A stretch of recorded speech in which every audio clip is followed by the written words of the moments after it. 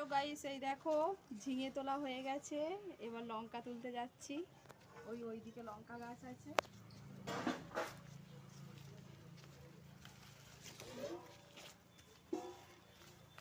এই দেখো লঙ্কাগুলো দেখো,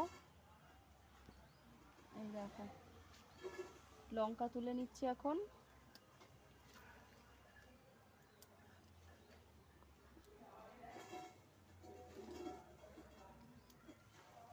এরকম ছোটোখাটো বাগান কাদের আছে একটু লাইক কমেন্ট করবে,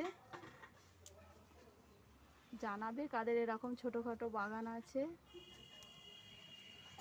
এই দেখো তরতাজা সবজি দেখছো, এই দেখো